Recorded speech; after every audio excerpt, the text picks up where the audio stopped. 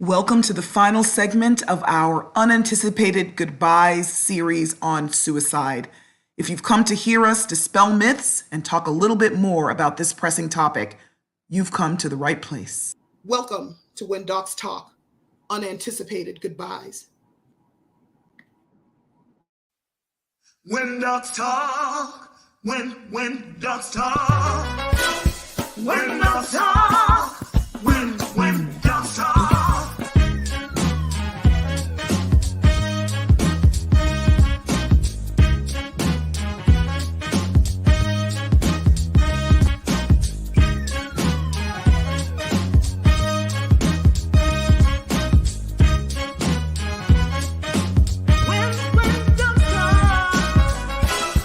When dogs talk, when dogs talk, when dogs talk, when dogs talk, when dogs talk, when dogs talk, when dogs talk, when dogs talk.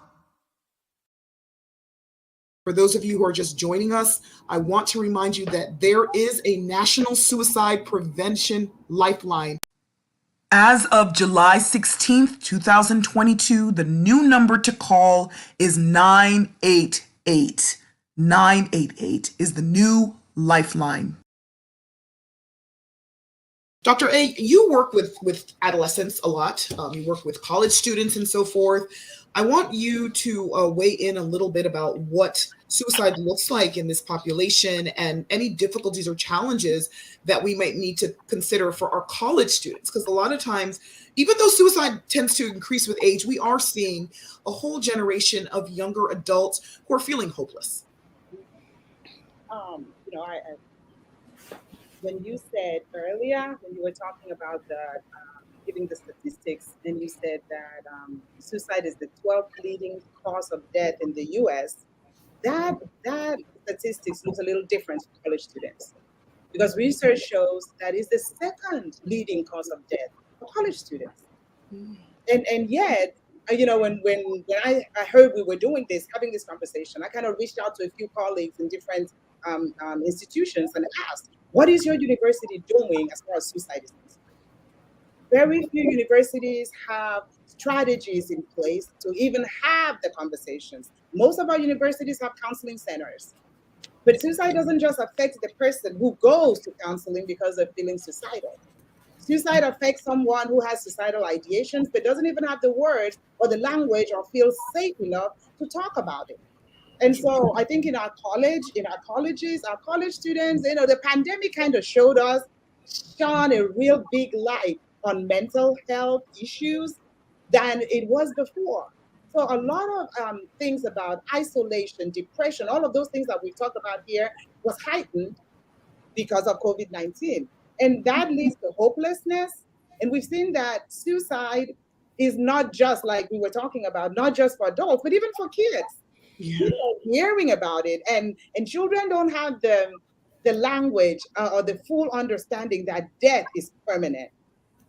And so a lot of the students who even start colleges at 17, 18, for them, this is a way of escape. I'm having a bad day, and so I don't want to feel bad anymore. They don't understand that death is permanent. So I think the way we deal with that population is, like I said today, have the conversations. When Moody was talking, I think the question you asked was, what's your personal suicide story?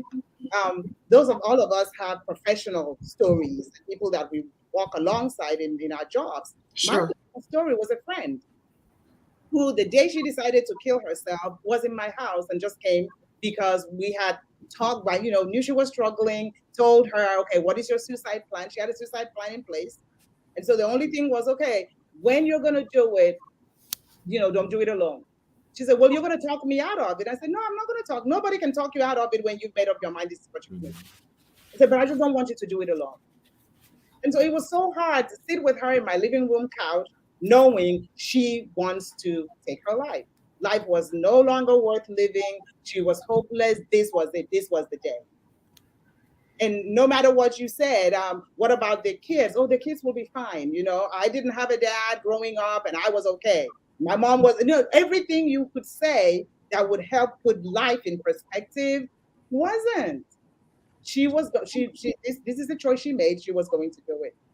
Um, but the story ended happily, because by the time we spent all night just together, I'm praying inside and I'm holding her and not saying you can't do this, because I had promised her I wouldn't talk her out of it. But by the time morning came, things looked a little different, and there was a little reason for her to find that hope that she was missing. So I think having the conversation, and what we're doing here is really, really huge in trying to remove that stigma. When someone dies by suicide, I think even the words we use, when we say someone commits suicide, even using the word commit into that stigma just a little bit. And so we can just start saying words like, they died by suicide, and using words that removes the person from the diagnosis or the things that they're dealing with. It goes a long way. But having the conversation, even with kids, how are you feeling? Especially we know that suicide, the self-harm, the other things that kids do, that just they want to relieve the pain a little bit. But Yeah. having conversations with college students, with everybody about, well, how are you feeling? Do you have any thoughts of hurting yourself? For sure. And then we stop and we listen. And we listen, just and intentionally, just like Dr. Eric was saying, not just asking and you're doing other things, but really intentionally listening. I want to bring up a subject with you all, because we talk so much about how people find it uncomfortable to approach people about suicide and their concerns about their mental health. And we talk about how people who are feeling suicidal feel uncomfortable sometimes bringing it up. And what we haven't talked about is the fact that sometimes there are real ramifications in one's life about talking about suicide. For instance, certain professions, and I'm going to bring up medicine, certain professions feel completely unable to discuss suicidal thoughts. I know a lot of physicians have considered suicide, and we're going to talk briefly about that, and then I want to get your impressions on it, but would never say that they're thinking about it and would never seek help, because there is a real fear of potentially losing their ability to practice. In fact, I'm so sorry. No, I was just going to say, yeah, because you have to document, when you're renewing your license, when you're getting, privileges and that kind of stuff, you have to state, what is your, have you ever, what your mental, situation is? Are you on antidepressants, medicines, things like that? So, you do feel like, wait a minute, now why are they asking me this? Right. What does it want to mean if I say yes? And actually, when I was in the military, there were consequences if somebody said yes to those questions, from the standpoint they weren't able to be deployed, even though they could have been stable on the medicines and they were just antidepressants and that kind of stuff. But then it was like, oh, are they deployable? What's going to happen? And it would become such an issue. You would feel stigmatized, and you wouldn't want to go and pursue treatment or help. Wow. Yeah, That's when an questions come up. The important questions come off as if they're caring, but it just makes our antennas go up. Of It's course. like, okay, however I'm hiding it, I need to put a little bit more makeup on how I'm feeling, so I look a little less sad, mad, depressed, suicidal, just homicidal, name it. Absolutely. Absolutely. As a matter of fact, talking about suicide in physicians specifically, physicians are at higher risk of suicide than the general population. In fact, roughly 300 to 400 physicians die by suicide each year. And in a 2022 report, they found that 1 in 10 physicians considered or attempted suicide in the year before, and 4% preferred not to answer. And we can all guess why that is, because of that retaliation or that fear of losing your ability to practice. Depression, emotional exhaustion, impaired relationships are some common causes that we see physician suicides. Now, in terms of physician suicides with female physicians, and we always like to talk about this, of course, being female doctors ourselves, we find that in the US, the death rates for suicide are 250 to 400% higher among female physicians compared to females in all other professions. And that's even when you kind of when you look at women who are matched with other doctorate degrees. So in all the doctorate degrees, PhDs and so forth, women physicians still have a higher rate of major depression and ultimately suicide. Unlike the general population, female physicians have rates of suicide that are equal to male physicians. So we briefly talked about how women have higher attempts in the general population, but males have higher rates of completion. This is not the case within physician populations. Women and men have equal rates of suicide. And then the last thing that I wanted to say is a word about medical students. Dr. Yolanda, you shared a story about an intern who killed himself. Medical students have rates of depression 15 to 30% higher than the general population. And as we've mentioned already, physicians experiencing suicidal thoughts are less likely to seek the help they need because the act of seeking help could jeopardize their ability to practice. One physician said, "I have little joy in performing the job that I believe I was born to do. Now, not only am I tired of work, I'm tired of life." Thoughts? Of the physicians I know of that have ended their life, all have been female except one, which was the intern I spoke about earlier.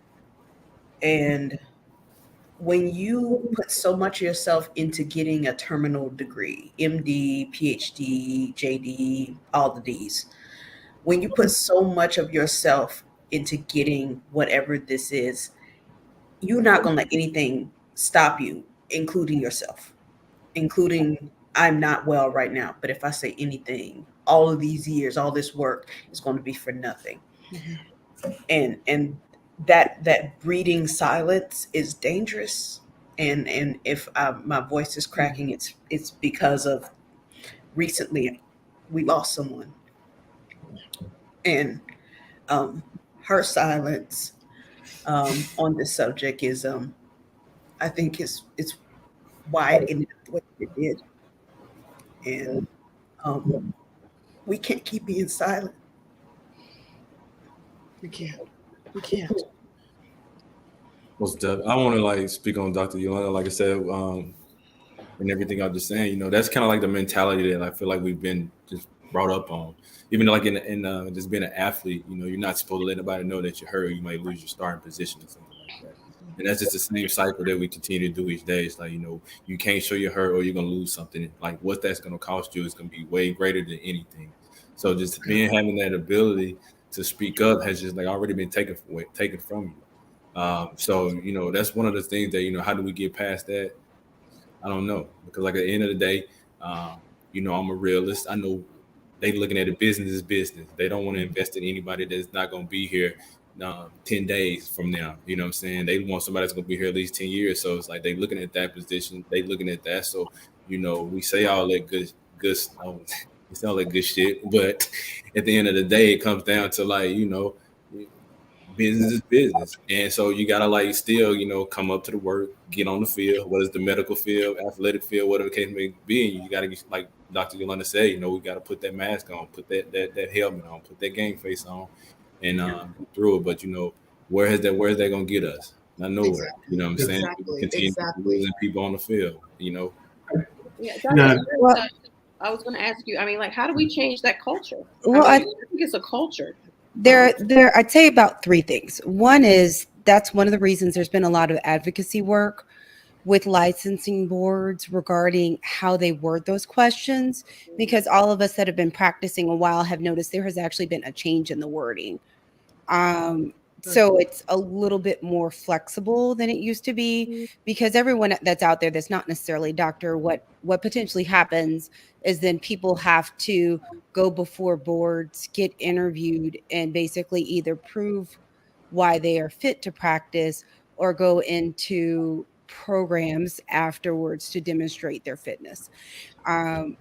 Number two is the issue that because of this fear of seeking treatment, you end up with people in crisis. And then we're having these questions of, well, what do you do and how do you protect yourself professionally if you get to a point where either you're a danger to yourself or someone else, or just can't take care of yourself?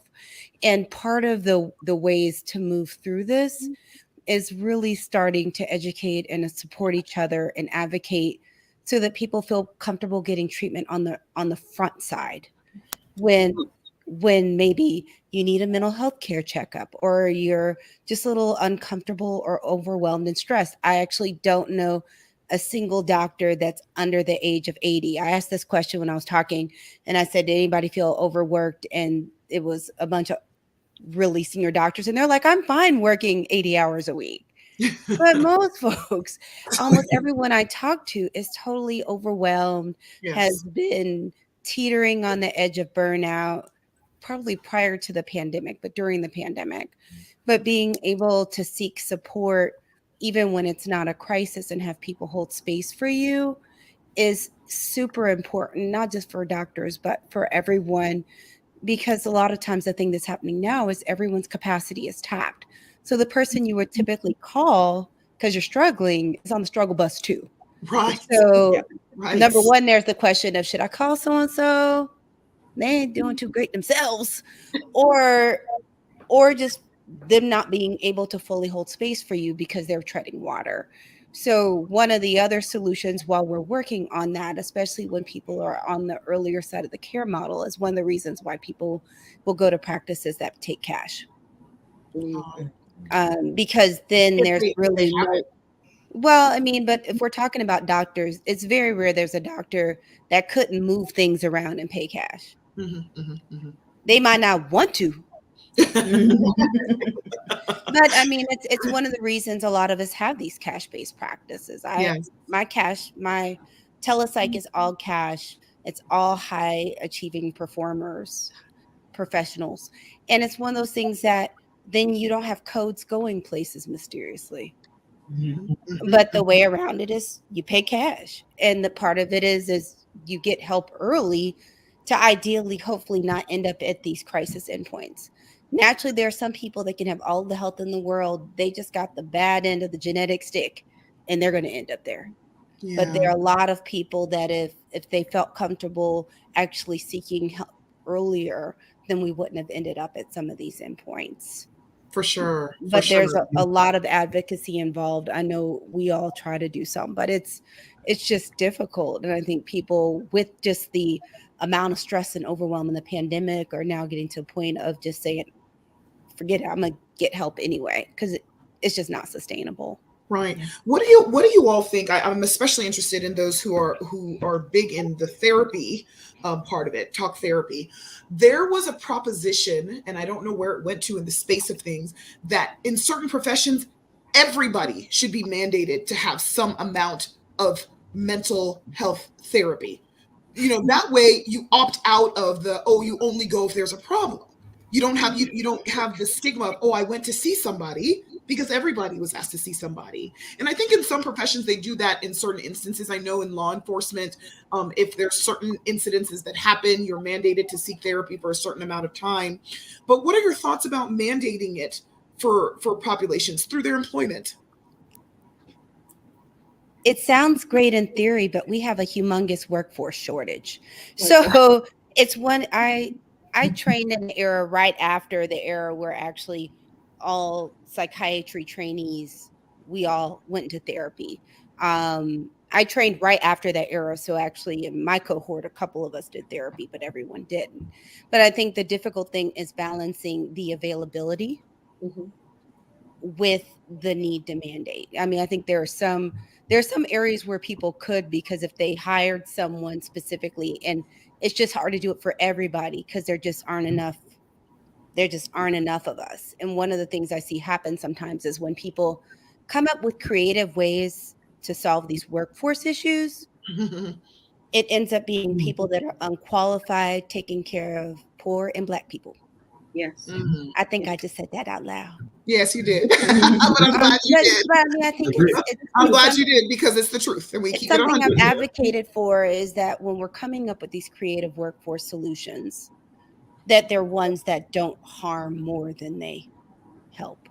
Fair enough. And Well, I'm I sure Dr. Orr can also speak to the fact that the other issue is some people have access to therapy. And I've seen it happen with a lot of my patients that are using some of the app-based therapies like BetterHelp or something like that, that actually need a more sophisticated therapy like CBT or DBT or EMDR or something else. And their therapist is like, hey, how you doing today? How you feeling? Yeah. How does that make you feel? So And not sometimes the people, appropriate therapy then, you're saying? well, the thing is, sometimes people need something a little bit more sophisticated. And I Mm. think one of the things too is it's important for people to have access for those therapies, or because, especially given the amount of trauma, there's Yeah. some that are more evidence-based trauma therapies, which I'm sure Dr. Orr can also speak to, that it's not always just, hey, how you doing? Well, I'll let Dr. Absolutely. Orr answer, and then I think Dr. A had a comment, and then we have to go to break. We're going to come back and talk about myths, mythbusters. We're going to let you guys be mythbusters. Dr. Orr, did you want to say something? Yeah, no, I think Dr. Goodwin, I echo everything that she said so beautifully. Um, it's wonderful that there's a lot of consciousness about mental health and a call for mental health. And we're kind of past the point of relying on institutions to take care of us. Yeah. And so the next step is to figure out how can we in our communities figure out how to heal each other. And so demanding that institutions not keep all of these tools hidden or protected for just the few who happen to be able to afford them or gain access to them to utilize, but really starting to think about being more clever. Are there ways that we can train one another to just, as Dr. Goodwin said before, just listen, be present to someone, listen to what's going on with them. And when it comes to suicide and suicide prevention, for all of your viewers, broaching the topic's one thing. And a lot of people don't broach the topic because they don't know what to do if somebody says, yes, I am feeling suicidal. Like, Yeah. hey, what do I do now? And it's really simple. It's something that Dr. A talked about in her experience. You just keep the person safe for now. I'm just going to keep you safe for now. We think about it with addiction. Sobriety is one step at a time. Same thing. Moody talked about it too. It's not, suicide doesn't just disappear. Right. It's something that's always there, and you just keep the person safe for now. And that's something we can all do in our lives on a day-to-day basis with strangers and people we love and care about. That's true. And I also want to make people aware of the crisis line, the National Suicide Prevention Lifeline. It's not only for those who are considering suicide, but they also have a resource for people who are worried about somebody else. So you can call that too if you feel like you want something more tangible or if you don't have the capacity to just keep that person with you. Dr. A, you had a comment, and then we're going to have to see our viewers on the other side of the break. Okay. I wanted to say real quickly that what you mentioned has a lot to do with workplace trauma. And is specifically, you're talking about physicians, but most of the people in helping professions are dealing with it.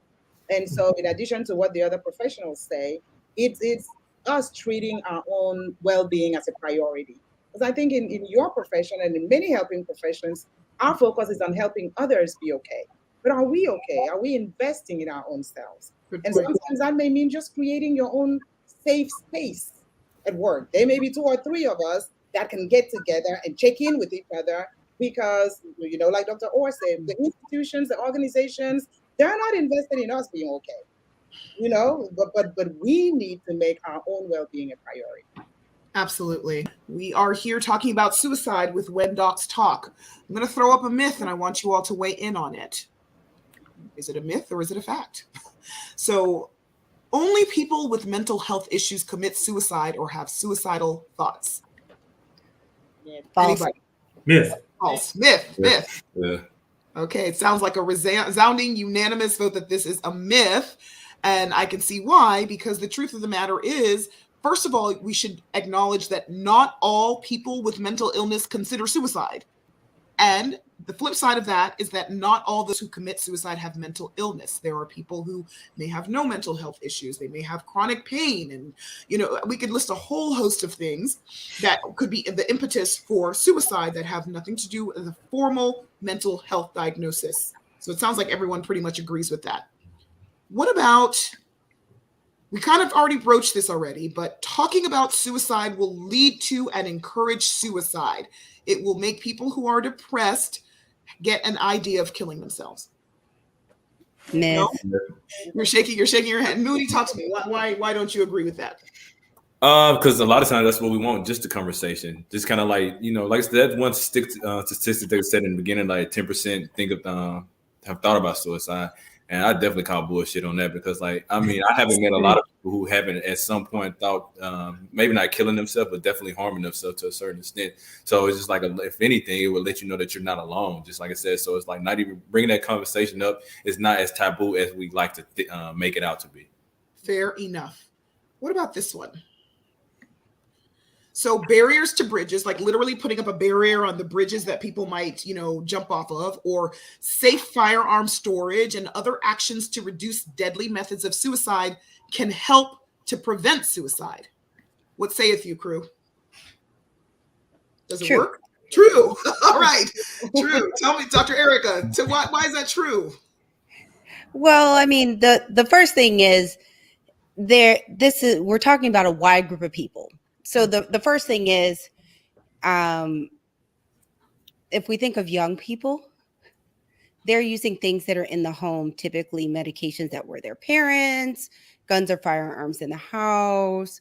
Part of safety prevention, when we have someone that comes to us that's having thoughts of harm, is part of the treatment plan is actually removing weapons, potentially even locking up knives and sharps, and having medication in lock boxes. Okay. And that's kind of standard. It's the truth. So you answer that very eloquently. It seems common sense, and it's true. Many times the decision to commit suicide is impulsive. So limiting access to lethal means such as firearms is one of the simplest strategies to decrease the chances of suicide. What about this one, guys? People who talk about suicide are just trying to get attention. I see everyone like, no. big heads turning side to side. Double thumbs down from Dr. Jonathan. Tell us about it, Dr. Jonathan. Thoughts? No, it's not attention seeking. I think, as many of us have talked about already, that it's a topic that most of us would keep hidden because we see it as some form of weakness or something that we want to avoid, or again, back to that idea that we don't want to be a burden on another person. And so it is not attention seeking. In fact, most folks that are considering it or thinking about it will keep it hidden. And so you can't wait for someone to broach the topic with you. You need to be direct in asking and broaching that topic with another person. Fair enough. What about this? Suicide does not just occur unexpectedly. There are often warning signs. That's true. True. Yeah. Now, one thing I want to say about warning signs, we talked about them pretty extensively before. You all gave us some, and then we kind of had a list. I want to just bring up the fact that even though there are warning signs, I think it's important for us to absolve a lot of family members and friends of suicide from the notion that they should have known. Right. That is another reason why it's difficult for people to discuss suicide, not just because they're scared that their family member or friend will be judged, but also they fear judgment themselves, especially a mother. I've seen a lot of mothers, like, mother or fathers, parents whose children who have committed suicide, and they're like, didn't you see the warning signs? So there's a guilt that's inherently there. And so by providing these warning signs, we hope that it doesn't give the notion that if you missed an opportunity to stop a suicide, that there was something wrong that you did. Can I say something real quick? Please. The first thing is I want to say that as Dr. A and Dr. Orr and even Moody alluded to earlier, there is one population of people that there's absolutely nothing you can do, that they are determined to die. And no matter what you do, it's going to be very difficult to stop it. The next is, I totally agree. It's a lot easier to talk about warning signs later than in the moment. So there may be times where something may be clearer when kind of the dust settles. So I do believe it's very important to not get wrapped up in a ton of guilt around this. I mean, I think this whole conversation is around giving people tools so that we could have more conversations and help more people. But unfortunately, it doesn't mean we'll be able to save everyone. Absolutely. Yeah, I agree. Go ahead. Go ahead, Dr. A. Say also that just as people are different, the warning signs are different, and so I think that goes to there are these warning signs, but it's not a one size fits everyone. Everyone is to live different. And I think that that helped with that guilt of saying, what did I miss? What should I have noticed? Surely there were warning signs. Everyone's Right. Yeah. I Well, think this is really just a no, really please go important ahead. topic to talk about for survivors of those who have died by suicide. It's really important to let that guilt go. They're not things that you'll see or connect. It's like someone who's at the scene of an accident, and you say, "Well, didn't you know that that car was going to run the red light? Didn't you see it 3 blocks before it hit your car?" It's that same kind of it's kind of that ridiculousness to think about. Well, why didn't I see the signs? Why didn't I see these things? And it's back to Dr. A's recommendation to change our language around died by suicide as opposed to committed suicide, right? That there's not this secret formula that we can figure out before, or a magic 8 ball that we can say, I think this person, yep, they're going to die by suicide. It really varies for each person. And for those that survive, it's really difficult because we don't have answers. That's We right. don't really understand or know. We can't find out from the person, what were you really thinking? Was this something that you really wanted to do? Because many of the pieces of research that's been done with folks that have survived suicide attempts have decided at the very last minute to live. And so they happen to make it through. And so for many who do end up dying by suicide, they still had that piece that they wanted to live and just ended up completing. And so it's to let our guilt go and recognize that this is something we can't control. I love that. I want to start off by saying that I really have enjoyed having this conversation with you all. You all have given me personally language to discuss this issue a little bit more comfortably because it is an awkward situation and discussion for a lot of people. I want each of you to just drop a line or two last minute pearls with our viewers. What last minute thing do you want to leave with our viewers, Dr. A? I want to say that you are whether suicide is something you're thinking about because there doesn't seem to be any other way out. You're seeing it. Sometimes we feel as if, or people who die by suicide feel as if this is the best thing that I can do. I'm a burden to my family. That your family hurts more when you're not there. And so if you are hurting, like all through the show, we put up phone numbers that you can text, the hotlines, all of them, helplines are there. There's a place where you can call.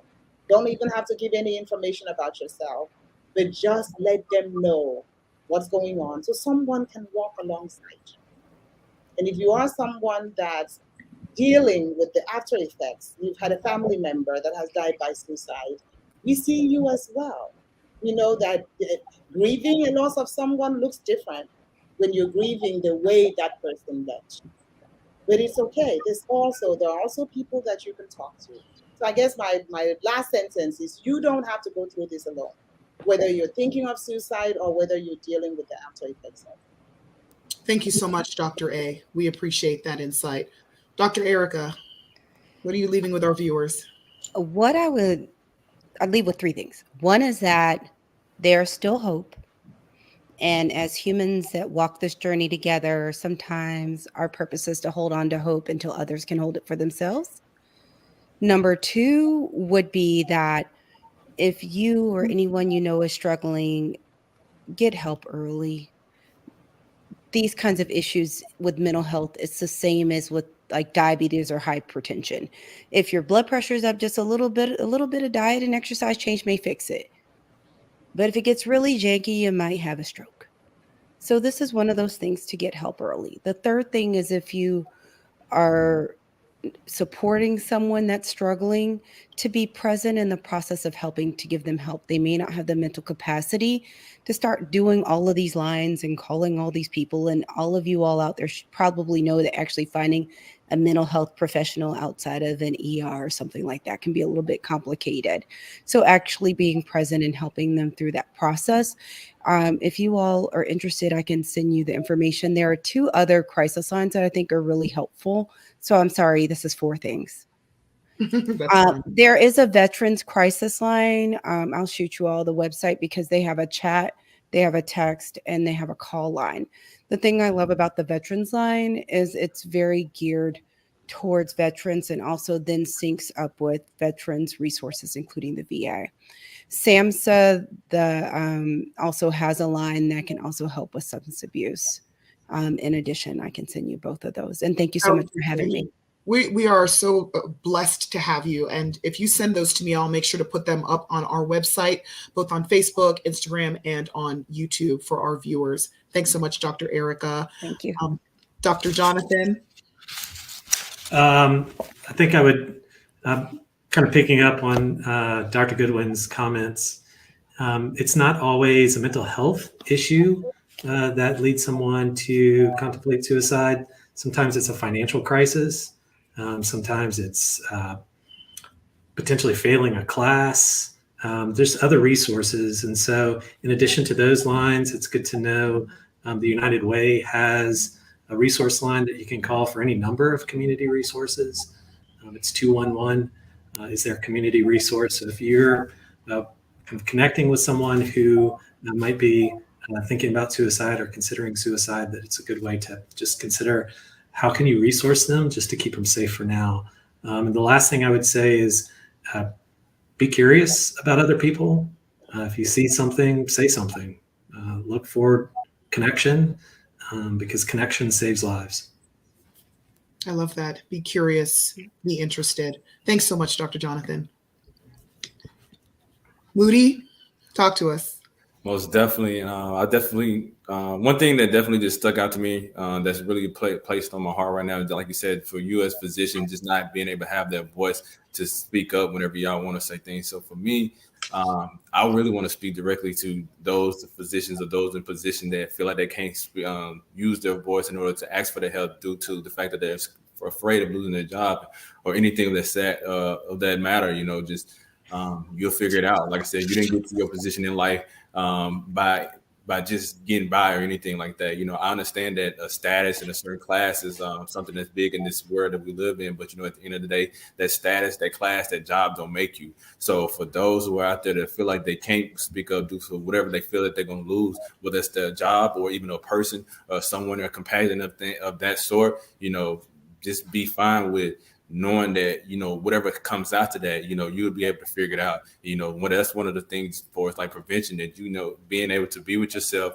and learn how to be content with yourself alone, do that work early. I'm all about being proactive instead of reactive. So if anything, like I said, if you're at the point that you're already contemplating suicide, instead of searching for someone to get that feeling from you, just start working on yourself, start looking at where is this coming from, seeing where you can grow from there. And for those who are in with someone who may be contemplating suicide or they haven't yet identified, start working on yourself as well. I think it all starts with everyone takes individual responsibility. We talk about love languages, but let's talk about help languages. Learn how you can help, learn how others can help, how they need to be helped as well. So once we start putting that time in our own self and everything that we're doing, when I feel like we put that self-work in, it'll just flourish out. Because we're all the same, whether we believe it or not, we're all so much the same. And there's nothing that we're going through alone. We're so connected in different ways. Just as much as I am an advocate now, I was just one who was contemplating suicide. So I'm still the same person in both factions, but it takes knowing that. I love that. I love that. Help languages. I love the fact that you changed your life around and now you're an advocate and you can really support others. That's an amazing story. We are so fortunate to have you. Thank you so much for joining us. Most definitely. Thank y'all so much. All right. So I want to thank our guest and I want to bring on our host for our last minute words to our viewers. For those of you who have been along with the ride for this whole show, all 1,000+ of you, thanks so much for watching our daily prescriptions. So, ladies, what are we leaving with our viewers? You're on mute, hun. Oops. No, I was going to say it was so much. I mean, it's so much to to swallow from the standpoint, just the information that we got and the expertise that we got, but even just the help language, but also just the level of being present. And especially within our communities. I think that's really key. I always think about how daunting our mental health resources, or the lack of mental health resources that we have here in Georgia, and even trying to get people to where they need to be. There's no appointments and things like that. But really, going back to that sense of community, that sense of village, and that help language, and being a little bit more present for people and our colleagues, our friends. Just being a little bit more aware, like in the midst of all the craziness and that kind of stuff, being able to stop and just say, you know what, listen, let me just be a little bit more present if somebody needs us. Or even if it's just a hug. And my cousin, she loves to give hugs. So she was like, give them a hug. But really, I mean, sometimes maybe that's all somebody needs for that moment. And also just thinking about the moment at hand, not necessarily long-term. How am I going to help? Just, hey, maybe in this moment, I just need to be there and just give them a hug and help them. Absolutely. Thanks so much, Dr. P. Dr. Yuli, words for our viewers. This is a tough one, I know, this episode. You're on mute. Look, I was talking about you being on mute. Now I'm on mute. So taking a moment, I can think of various times in my professional, my personal life where I've just taken that moment where I might have been doing 5,000 things at once. And, my son is jumping off the couch and my daughter's got a dirty diaper and the cat's trying to kill me. And someone calls and it's like, God, I haven't heard from this person in forever. I'm gonna have to call them back. You know what? No, I'm gonna pick up the phone. They're gonna understand that this baby's hollering in the background and whatnot. Things like that, just doing that type of thing in your everyday life, I feel like is preventative, it's helpful, and sometimes it's the lifeline. You're throwing out a lifeline you didn't know somebody was even reaching for. So just taking that moment, I think is so important. And I want to thank everybody on the stage and everyone watching who has ever thrown out that lifeline, or even if you were courageous enough to pull on the lifeline you got. Absolutely. I love that. Yes. So we talk a lot about human connections. Moody was talking about we're all alike, and it's true. I don't care if you're Black, white, Asian, woman, man, older, younger. There is commonality just because we are humans. And recognizing that commonality is one of the most important things. So when we recognize that we're all kind of in this same boat together, whether we like it or not, we're in it together. I think that's going to be the first step. The second step is not being silent. We've talked about this ad nauseum, but I'm going to say it again. When you recognize something, call it for what it is. Don't be so scared of offending somebody that you miss the opportunity to save their lives. I'd rather you be offended by me. You can hate me all day if I can hug you tomorrow. And so I'm going to make that my personal mission, calling on things that I notice that I'm concerned about. If it's no big deal, it's no big deal. But this is a real thing. It affects us all. And I want us physicians to take a little bit better care of ourselves. Yes. I want to normalize in the Black community seeking help for anything mental health and not seeing it as a weakness. And I want everyone who's watching to leave this knowing that there is strength in recognizing that you have a problem, and there is strength in seeking help. It does not make you weak. I want people who have attempted suicide to know that you can be a resource for others. And if you're feeling like slipping again, there are resources still for you. And I want to thank everybody who has watched this episode, who has commented, who has supported. I hope that we have shared with you something that you can use to save somebody else in this boat of life. Thank you so much for watching When Docs Talk. I'll see you next time. When dogs talk, when dogs talk, when dogs talk, when dogs talk. When dogs talk.